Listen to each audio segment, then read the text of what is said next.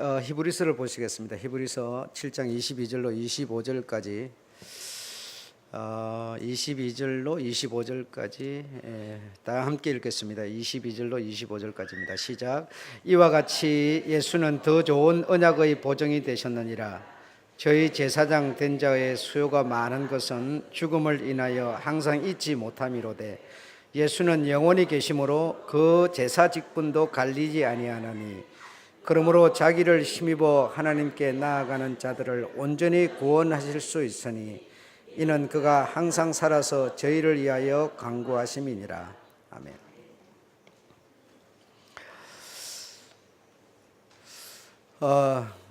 우리가 너무 습관화가 되게 되면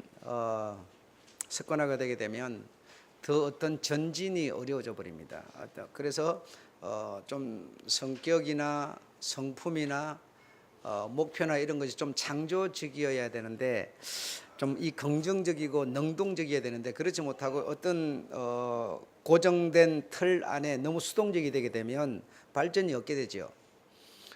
그래서 여러분들에게 제가 늘 그러합니다마는 여러분의 믿음을 이렇게 회지어 드리는 거예요.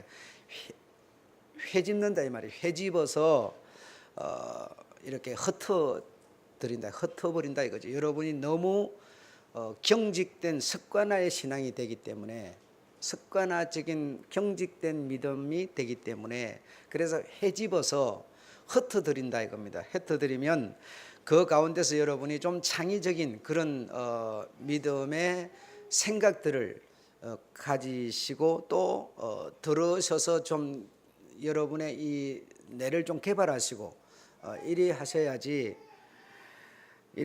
그러지 못하게 되면 여러분들께서 너무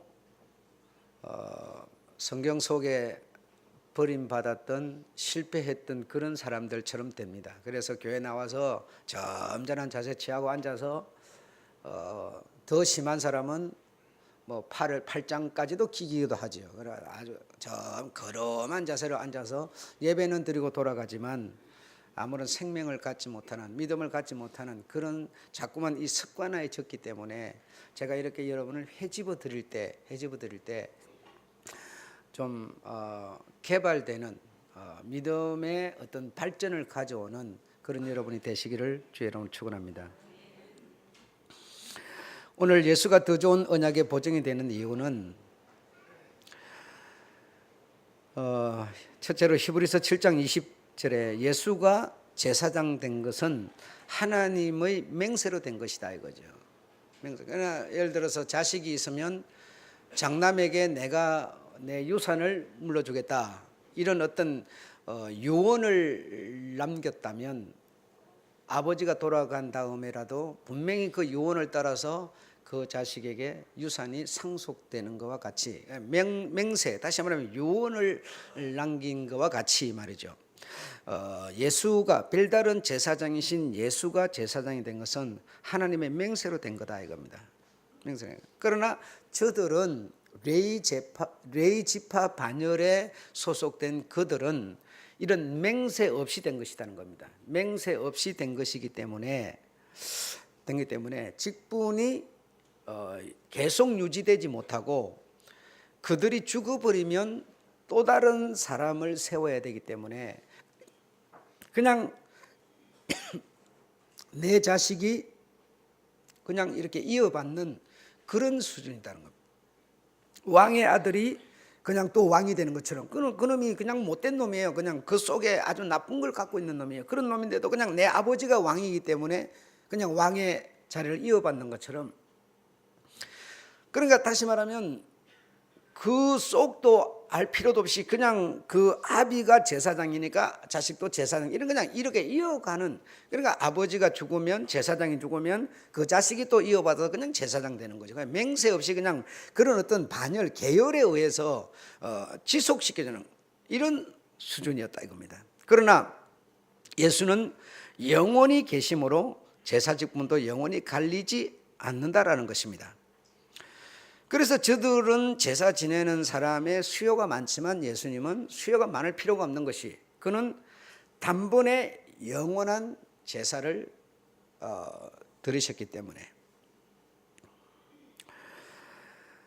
그래서 그 다음 두 번째로 더 좋은 언약의 보증이 되는 이유는 히브리서 7장 27절에 보면 아론 반차 제사장은 먼저 자기를 위하고, 이 말은 그 다음에 백성의 죄를 속았다.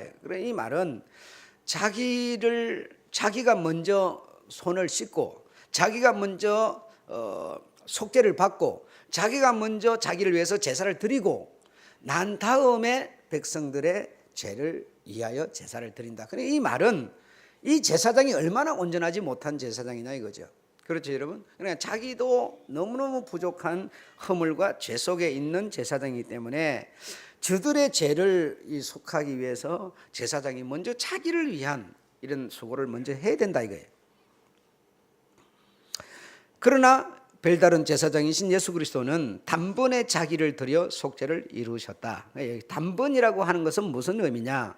한 차례 이런 의미도 있지만 과거, 현재, 미래를 다 포함하는 여러분의 과거, 예수 믿기 전의 과거, 예수 믿는 지금 현재, 그리고 앞으로 이 모든 이 내 나라고 하는 존재 전체를 온전히 단번에 제물이 그가 되셔서 드리셨다 이겁니다. 그래서 여러분이 지금뿐 아니라 앞으로 과거의 이 모든 것을 단번에 주님께서 속죄를 이루셨는데, 내가 오늘날 주를 나의 주로 내가 그를 믿는 여러분이라면 여러분의 모든 죄와 허물을 그가 단번에 속하셨음을 믿으시기 바랍니다.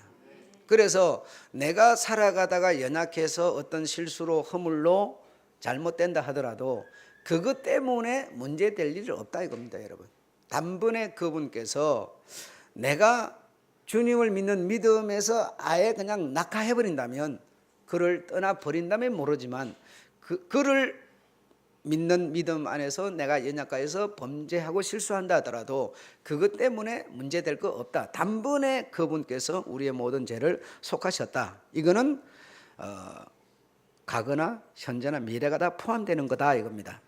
그 다음에 세 번째로 히브리서 1장 28절에 더 좋은 언약의 보증이 되는 이유는 뭐냐면, 율법은 약점 가진 자들을 제사장으로 세웠으나 율법 후의 맹세의 말씀은 영원히 온전한 아들을 세우셨다 이겁니다. 예. 그렇기 때문에 율법이라고 하는 이 약점을 가진 자들을 제사장으로 세웠을 때는 그 율법이 요구하는 대로 이렇게 자꾸만 갈리면서 이렇게 할 수밖에 없지만, 그러나 율법 후에 맹세의 말씀 이 말씀으로 이 아들로 세우셨기 때문에 이런 완전한 너무나 큰 차이를 보이고 있다. 너무나 다르다. 너무나 차이가 크다 이겁니다.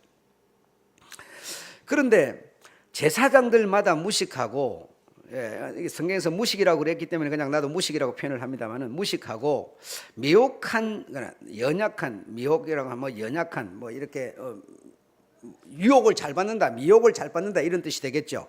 미혹한 자라도 용납할 수 있는 것은, 왜 제사장들이 그들을 용납할 수 있느냐 하면 자기도 무식하고 자기도 미혹한 자이기 때문이다 이겁니다, 여러분. 그러니까 제사장이 무식하고 제사장이 연약한 그런 사람이기 때문에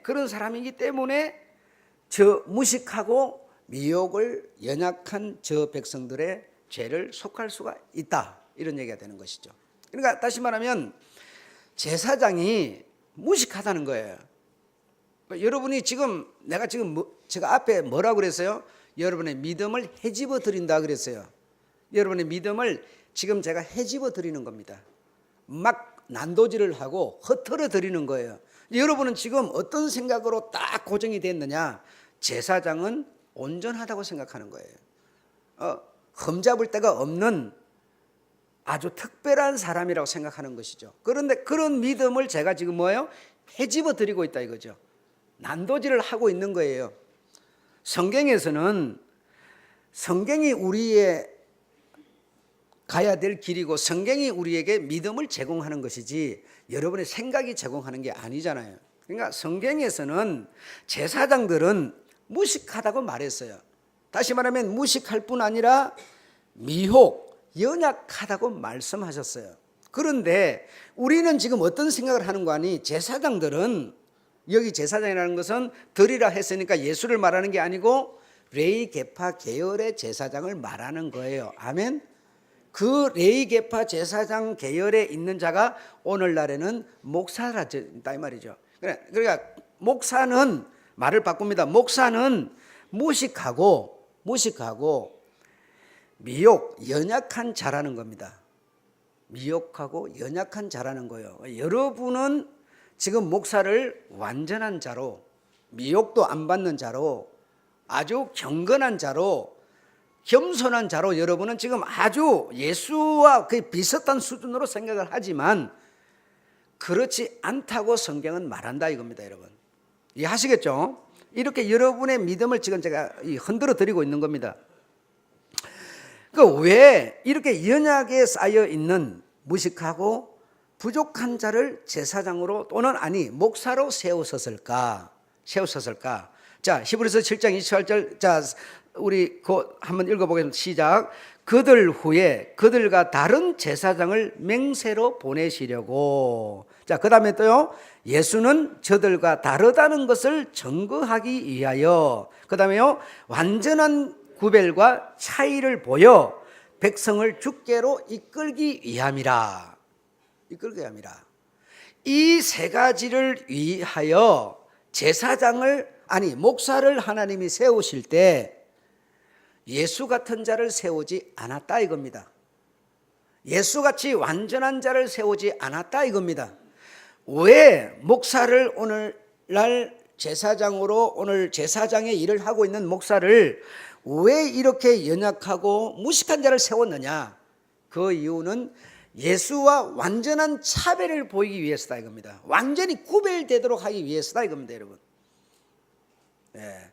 지금 여러분 1, 2, 3에서 여러분이 들으셨지만 별다른 제사장 예수님과 레위계파 제사장들은 어느 정도의 차이가 있었습니까? 확연한 차이가 있었죠. 완전한 차이가 있었죠. 소갱이 더듬어서도 잡을 수 있을 만큼의 차이가 있었죠. 저들은 끊임없이 계속 쫓아가면서 아버지의 대를 이어서 그 아들이 또 이런 방법으로 제사일을 하고 있지만 예수는 단번에 율법의 약점이 없는 자 예수지만 저들은 뭐죠? 율법의 약점을 가진 자, 온 부분에 대해서 완전한 차이를 보이는 것처럼 그 계열에 포함된 오늘날의 목사라면 이 말씀을 벗어날 수 없다라는 겁니다. 벗어날 수 없다. 그래서 율법에 의해서 레위 계통의 아들들이 제사일을 했을 때와 그리고 맹세로 하나님 자신이 친히 사람의 모습으로 오셔서 제물이 되어서 드리는 이런 너무나 큰 차이를 지금 보이고 있지 않습니까? 이분은 단번에 제사를 드리는데 효력은 어느 정도냐? 과거와 현재와 미래의 모든 죄를, 내가 죄를 짓더라도 그것을 믿는 믿음을 가졌다면 바로 순간의 속죄로 연결되는 그런 효력을 가졌지만 저들 제사장은 연약하여서 백성에게 속죄를 하려면 자기가 먼저 속죄 제사를 드리고서야 속죄 제사를 백성을 위해서 드리는 것처럼 말입니다. 이 너무나 큰 차이를 보이는 것은 왜 이런 차이를 보이는 차이 나는 제사장을 세웠느냐? 별다른 제사장과는 너무나 차이가 크다는 것을 나타내기 위해서라는 겁니다. 인정하시겠죠? 다시 말하면 아론이라는 사람이 잘나서가 아니다니까 여러분. 아론이 무슨 아주 특별한 재주를 가졌기 때문이 아니고요. 그가 성경에서 보니까 좀 잘하는 거 한 가지는요, 요것만 좀 잘해요. 말만 좀, 아마 이 말 잘하는 것도 참 재주는 재주죠. 딱 사람 앞에 가서 이 말 잘하는 것도 재주인데 요거 하나 외에는 특별한 게 그에게 없었습니다. 모세가 실수했을 때 허물 잡는데 앞장선 사람이에요. 뭐 특별한 게 있는 사람이 아니에요. 무식한 사람. 이렇게 하면 내가 어찌 될까도 생각 못하는 무식한 사람이었어요, 여러분. 그리고 미혹을 잘 받고, 원래 말을 잘하는 사람은 또 미혹도 잘 받습니다. 딴소리도 잘해버려요. 말도 둘리대기도 둘이치기도 잘하고 아주 다양한 재주를 갖고 있죠. 예. 이런 것처럼 너무나 차이가 완벽하게 나도록, 그래서 제사장에게 실망되고 제사장에게 뭔가 모범이 안 되는 모습을 백성들이 보고, 야, 역시 저는 사람일 뿐이야. 제사장 그저 백성들을 위해서 자기도 죄인이기 때문에 먼저 속죄하고 제사 지내주는 수준에 불과해. 그러나 아들로 맹세로 세워서 아들로 영원한 제사장, 이분은 그렇지 않아. 그래, 백성들의 마음을 제사장이 아닌 주님께로 돌리기 위해서 이 연약한 자를 제사장으로 세웠다는 거예요. 그런데 참 안타까운 것은 뭐냐? 오늘날 신앙생활을 하는 우리는 단 성경이 원하는 그 말씀을 쫓지 않고 반대로 생각을 한다는 데 있죠. 신앙생활을 하는 우리는 오늘날 어떤 생각을 하는 거 아니? 제사장, 목사는 다시 말해 제사장은 이런 성경에 맞게가 아니라 영판 뭔가 다르게 이렇게 생각을 하니, 성도 여러분이 생각을 하니 목사는 뭐가 된다? 자꾸만 교주가 되어 간다, 이 말입니다. 율법의 자리에 목사가 딱 둘러차고 올라 앉아가지고 자기가 율법 노릇을 하고 있다, 이 말입니다. 자기는 손가락도 까딱 안 하면서 뭐만 하고 있어요? 말만 해대고 있다, 이 말입니다. 왜? 여러분이 그렇게 만든다는 것이죠. 여러분이. 원래 제사장은 하나님이 세울 때부터 무식하고 미혹 잘 받고 연약한 자를 세웠는데, 여러분이 자꾸만 생각하기를 목사는 뭐가 자꾸 완전하다고 생각하기 때문에, 제사장은 뭐 빈틈이 없다고 생각하기 때문에 은근히 대우를 받고 은근히 높아져서 하나님의 자리, 하나님의 말씀의 자리, 목사가 딱 올라가서 앉아버리는 거예요. 그래서 성경을 통해서 성경 말씀을 진리를 전하는 게 아니라 자기 사견을 쫙 늘어놓는 거예요. 자기가 성경이 돼버리는 거죠. 자기가 예수 자리가 돼버리는 거죠. 자기가 하나님이 돼버리는 거죠, 여러분. 이런 실수를 지금 제사장이 하고 있다, 이겁니다, 여러분. 하고 있다. 제가 그래서 여러분의 믿음을 자꾸만 흔들어 드린다고 얘기를 한 게 바로 그런 겁니다. 그래서 첫째로 마태복음 24장 5절에 보게 되면 이 제사장들, 저들은 모든 행위를 사람에게만 좋게 보이려고 한다, 이거예요.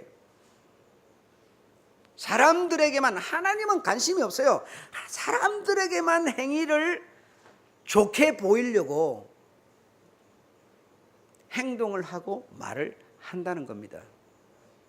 자기가 무식하고 자기가 미혹 잘 받고 자기가 연약한인데도 자기는 원래 그런 자예요. 그런데 자꾸만 그런 자가 아닌 것처럼 사람에게 그렇지 않은 사람인 것처럼 자꾸 보이기 위해서 행동을 하고 말을 한다는 것이죠. 그 결과로 경문을 넓히고 옷수를 크게 하고 상석, 랍비라 존경받기를 좋아하고, 역시 하나님의 말씀, 율법의 자리, 예수님의 자리를 약탈하는 자가 되어져 버린다라는 것이죠. 바로 이것이 주님이 지적한 말씀이세요. 제가 지어내서 하는 소리가 아닙니다, 여러분. 이거는. 예. 그래서 여러분, 오늘날 목사, 즉 제사장을 한번 생각해 보십시오. 자기가 예수같이 만들어지지도 않았어요. 제가 볼 때는 절대로 욕심도 많기도 그렇게 많고요. 욕심이라는 게 뭐 꼭 돈 욕심만 욕심이 아니에요. 학문 욕심도 있고요, 권세 욕심도 있고요, 별의 별까지 욕심이 꽉 차 있어요. 그러면서 성도들에게는 욕심이 없는 것처럼 이렇게 하죠. 그럼 여러분이 목사는 말 들어보면 욕심도 없나 봐, 완전히 거듭났나 봐, 안 거듭났으면서 난 것처럼 사람에게만 보이려고 하는 거죠. 전혀 자기는 아니라니까요. 아니면서 말이죠. 경문을 넓히고 하나님이 원하는 것은 하나님과 이 목사 즉 종, 이거는 목사를 원하는 건데, 목사라고 해갖고는 이게 뭐가 좀 폼이 안 잡히니까 박사라고 해야 되겠다. 박사라고 해. 박이 깨지려고 박사라고 해야 되겠다고. 그 박사라 그러면 이제 폼이 딱 잡히는 거예요. 이제 경문을 넓히는 거죠. 예, 그뿐이 아니에요. 전혀 자기는 평상시 말할 때는 보면 그냥 농사꾼 얘기도 같고 무슨 장사꾼 얘기도 같고 그냥 이 평범한 얘기를 하면서 기도만 딱 시켜놓으면 목을 쫙 깔아가지고 이 무슨 어디서 말을 끄집어내는지 출렁출렁출렁하게 막 이렇게, 원래 자기가 그렇게 만들어져 있지 않아요. 만들어져서 원래도 그래야 되잖아요. 원래는 꼭 그냥 평범한 사람이에요. 그런데 기도만 시켜놓으면 그렇게 하는 거예요. 사람에게 보이려고죠. 그가 그렇게 근본적으로 만들어졌다면 항상 그러했어야죠. 예. 그러니 무식한 자라는 겁니다. 예. 무식하고 연약하여서 미혹도 잘 받으면서 그렇지 않은 것처럼 이렇게 이들이 하는 것은 하나님의 말씀의 자리, 예수님의 자리를 저들이 약탈하는 수준에 불과하다는 것이죠. 내 연약함을 인정도 안 하는 거죠. 내 지금 모자라고 연약한 것을 인정하고 늘 내 모자람을 되돌아보는, 그래서 더 낮아지는 사람이 돼야 할 텐데 더 그래야 될 사람이죠. 내가 무식하고 미혹을 잘 받는 사람이니까 더 그래야 되지 않겠습니까? 성도 여러분이 그렇게 하면 안 됩니다. 성도 여러분은 어떻게 해야 되느냐? 디모데전서를 보니까 거짓말도 하지 말고 진실하고 참되라고 그랬어요. 아담하라고 그랬어요. 일구이언을 하지 말라고 그랬어요. 너무 사치 향락하지 말라고 그래서 성도 여러분에게는 하나님이 그렇게 말씀하셨는데, 이 제사장 목사에 대해서는 전혀 딴판의 말씀을 하고 계신 거예요 지금. 예.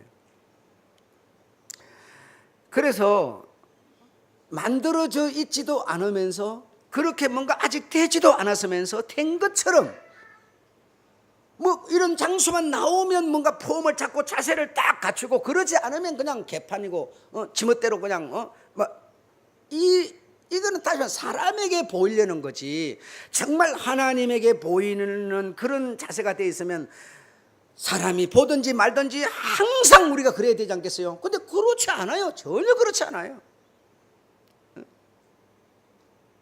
식당에 가면은 배 축 벌려놓고 이만한 배를 쭉 내놓고 아주 대우받으면서 식사를 해요.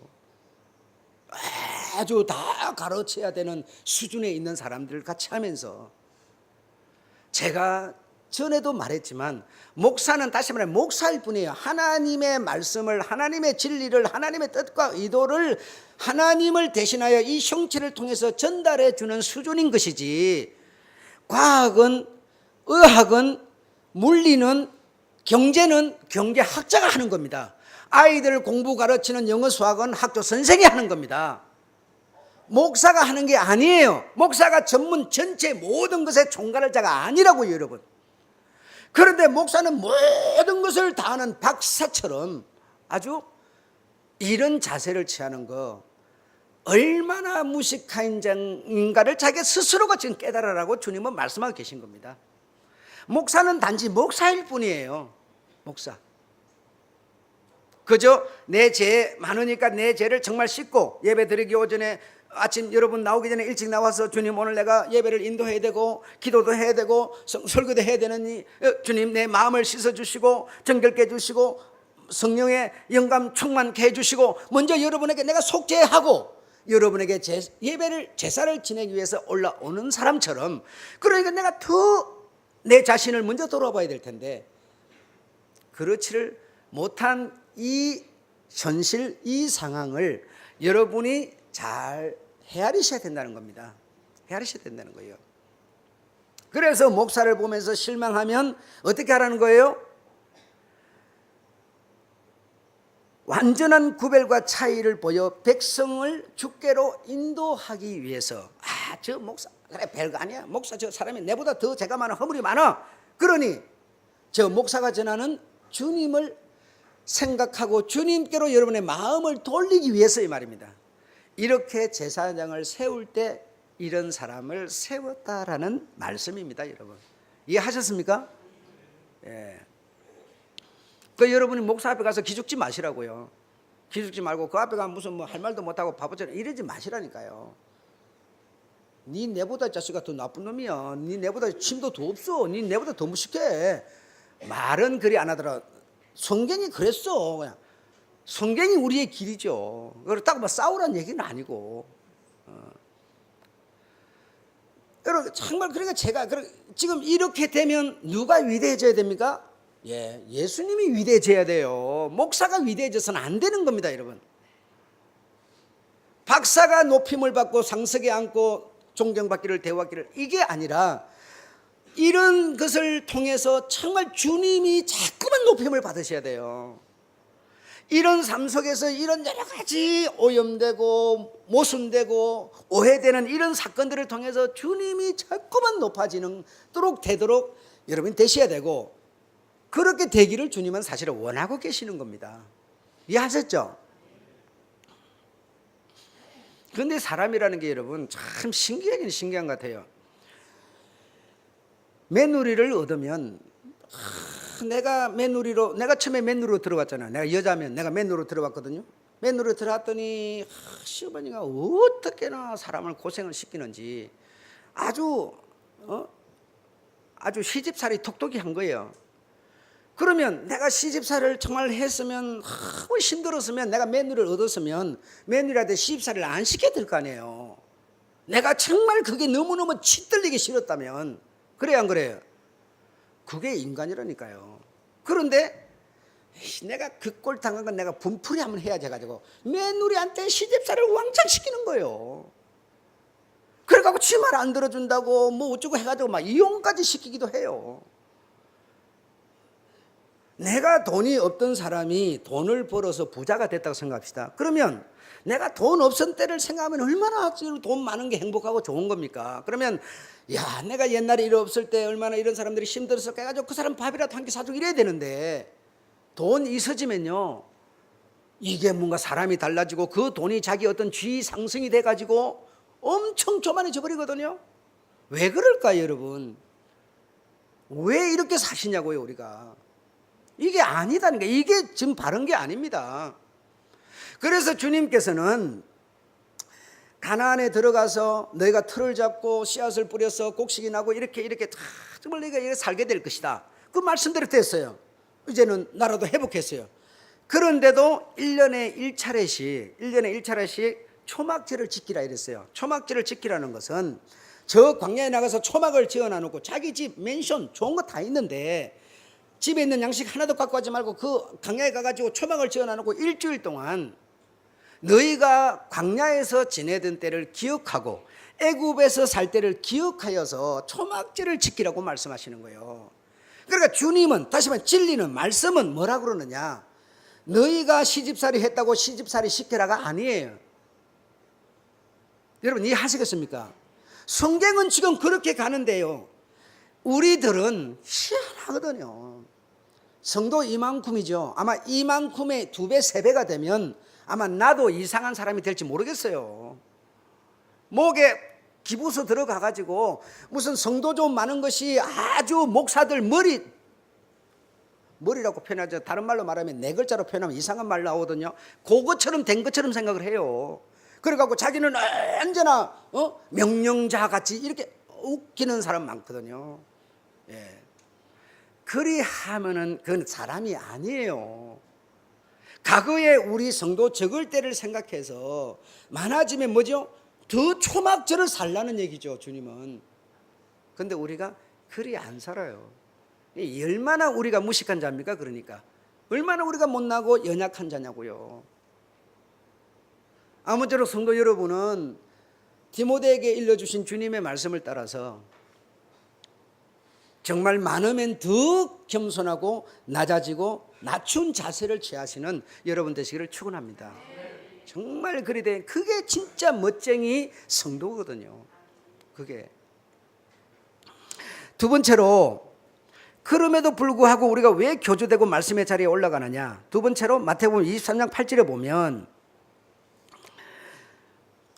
그러나 너희는 랍비라 칭함을 받지 말라. 너희 선생은 하나요 너희는 다 형제니라. 땅에 있는 자들을 아비라 하지 말라. 너희 아버지는 하나이시니 곧 하늘에 계신 자니라. 또한 지도자라 칭함을 받지 말라. 너희 지도자는 하나이시니 곧 그리스도 신이라 그랬어요. 선생으로 칭함을 받지 말라. 아비로 칭함을 받지 말라. 응? 랍비라 칭함을 받지 말라. 너희는 어떤 자가 되어야 마땅하뇨? 다 같이 11절 읽겠습니다. 시작. 너희 중에 큰 자는 너희를 섬기는 자가 되어야 하리라. 누구든지 자기를 높이는 자는 낮아지고 누구든지 자기를 낮추는 자는 높아지리라. 이게 사람이라니까요. 이게 우리의 기본인데요. 랍비라고 칭함을 쫙 받는, 대우받는, 나는 목사 중에 목사라고, 아비 중에 아비라고, 아비로 대우를 받는, 지도자로 대우를 받는, 아니요. 지도자는, 아비는, 랍비는 하나이시니 예수 그리스도밖에 없음을 믿으시기 바랍니다. 우리는 뭐라고요? 다 형제라고 그랬어요. 형제.